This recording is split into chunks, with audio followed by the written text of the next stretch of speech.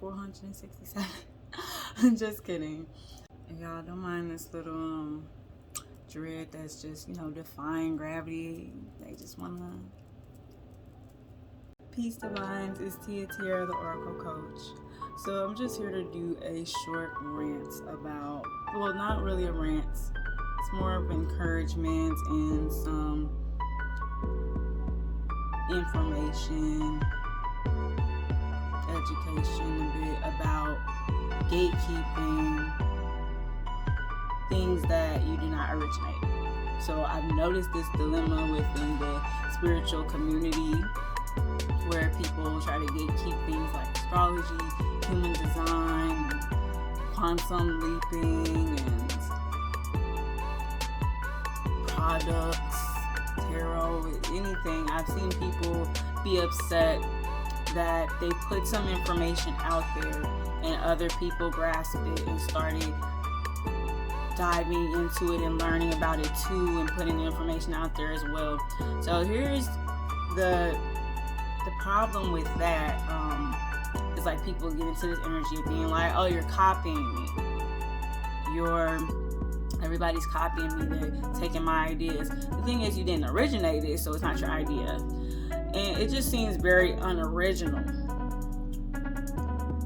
and weird, to be honest, to try to gatekeep something that you didn't create.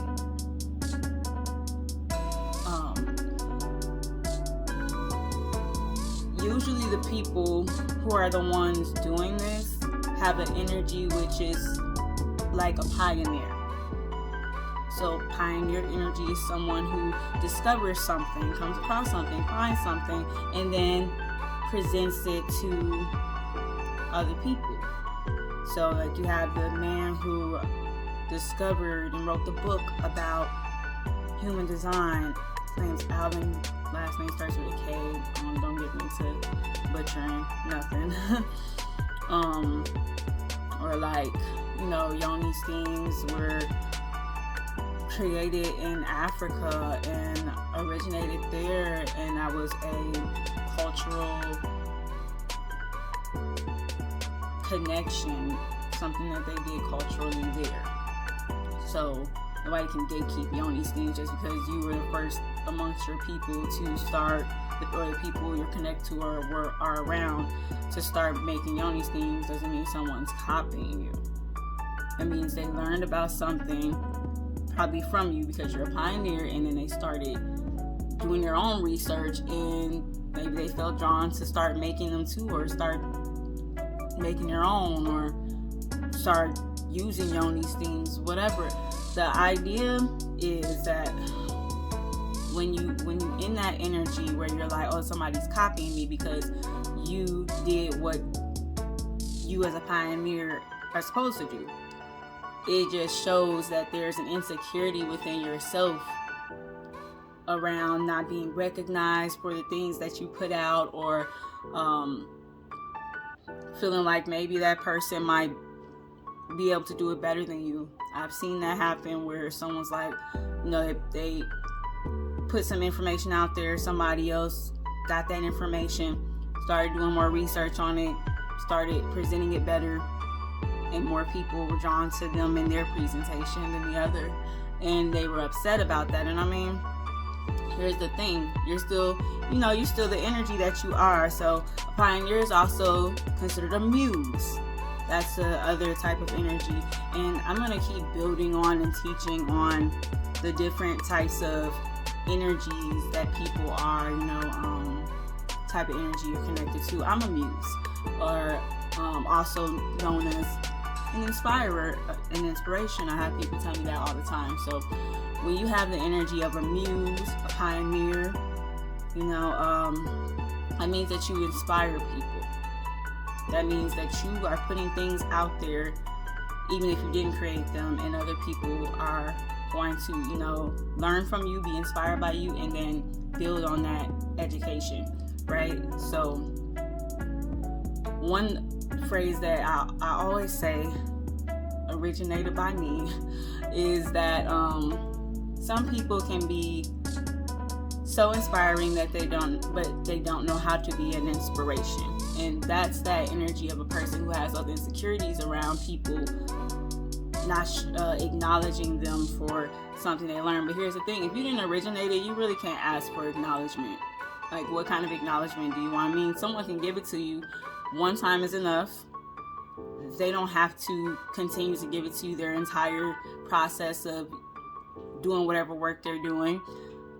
You didn't create it, you didn't originate it. So here's the other thing that I wanted to encourage you with is, besides stop trying to gatekeep and be upset and offended by someone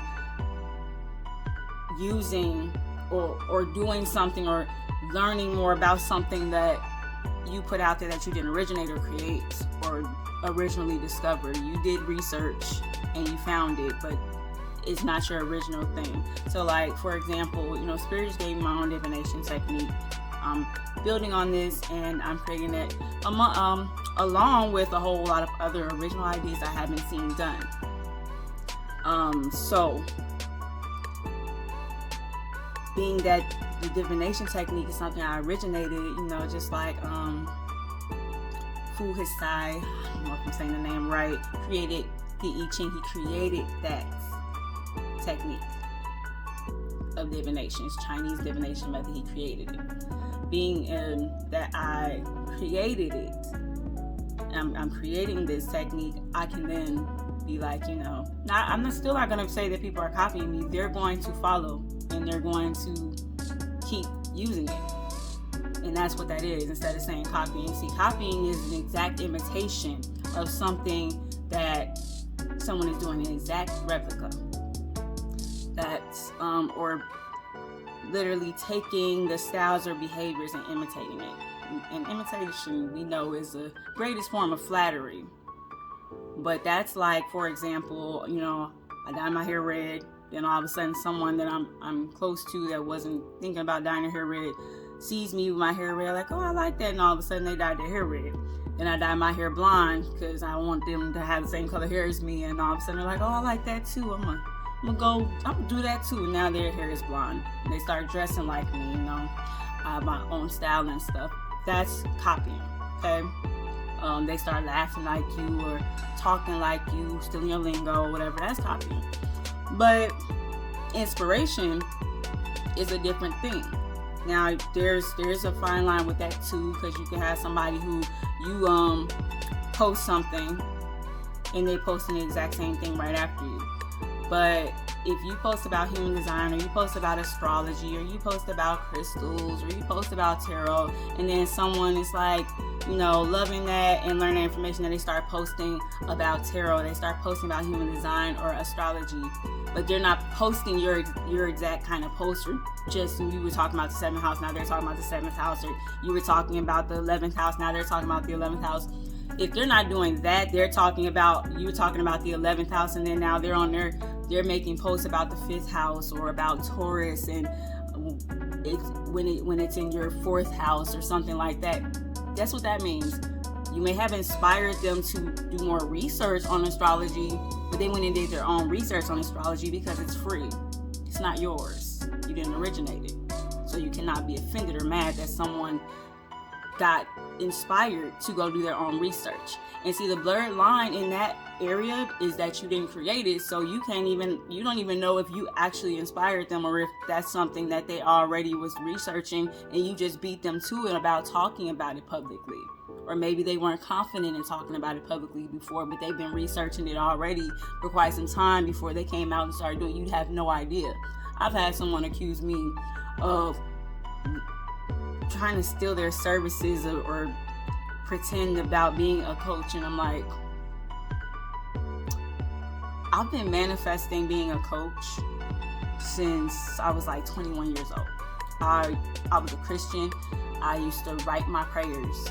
I didn't know back then, that was the same thing until I came to spirituality, as writing your manifestations, writing intentions. That's what I was doing. I've been doing it since I was 21. I remember writing ideal life narratives where I would, I got it from this lady, Rosetta Thurman, I think her name was, and she did a 31-day reset, and I used to do it like consistently over the years, and I would write this. She had this ideal life narrative, part of her 31-day reset, where you write it like your life is already like that. And I would write it like, I'm going into my office where I do my coaching. I'm working with my clients and I'm teaching them about their spiritual beliefs. I'm doing prophetic messages for them. I manifested that. That's my life now. I'm the Oracle Coach, which is another example of something that's original. I'm the Oracle Coach. I think there's like one other person that goes by their name, but that's my business name, and I'm Tia Tierra, the Oracle Coach. There's no other Tia Tierra, the Oracle Coach. But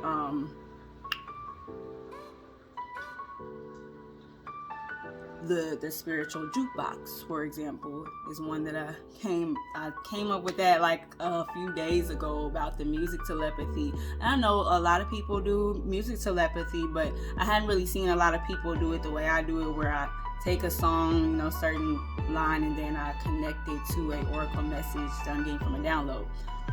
But I still can't gatekeep that. You see what I'm saying? But the spiritual jukebox, that's my name, And I just went ahead and basically stapled that to me, put the hashtag on it, and I'm the only one under that hashtag on Instagram, or, TikTok, Facebook.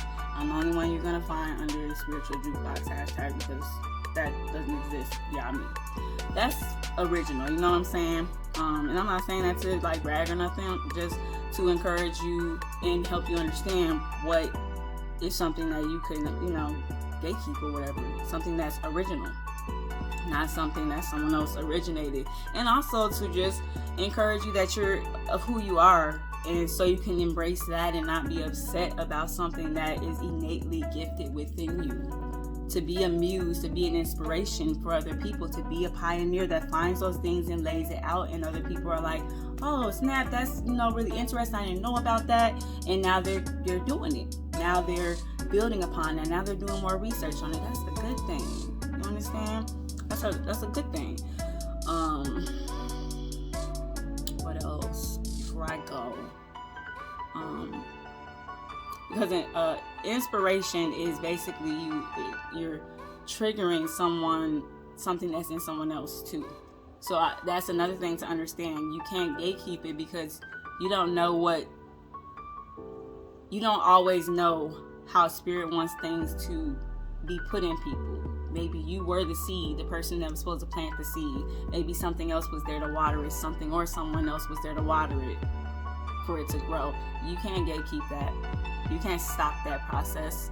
If you were the seed to plant the idea of astrology in someone, that's a good thing. You should be honored. You should be honored about that. And then that person gets it watered by something else, maybe by them going to study, and then now they're an astrologist. Now they're doing natal chart readings. So it's not yours. You didn't create it. You're studying it just like they are now. That's not copying. That's inspiration, and they're still doing their own work. So you can't do that. I just want to make sure I covered everything. Okay. So when you have Scorpio and Aries placements, because of the Mars energy, you tend to be a person who has a lot of drive and is a motivator, natural born muse and inspiration. When you have 5, 1, and 8 life paths in numerology, you tend to be an inspiration and a muse. When you have a line 6 in human design, you tend to be an inspiration, a muse, a leader, a pioneer. Y'all, you set the tone. It's a natural ability in those people. Let's see, what else?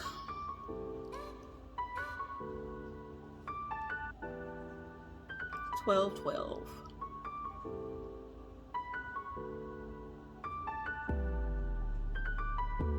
So yeah, just an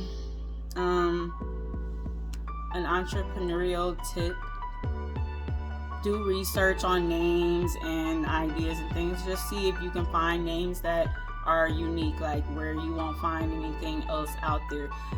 ask spirit, dig deep within yourself and ask spirit for ideas that are original so that you can create something that is yours, so you're not, getting all bent out of shape over something that you didn't create, because that's, it's a little crazy. It's a little crazy.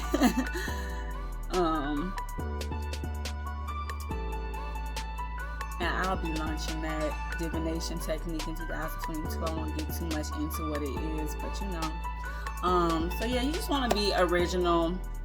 I didn't want to make this long, so I'm gonna just end it here and such. But I hope that helps someone to realize who they are.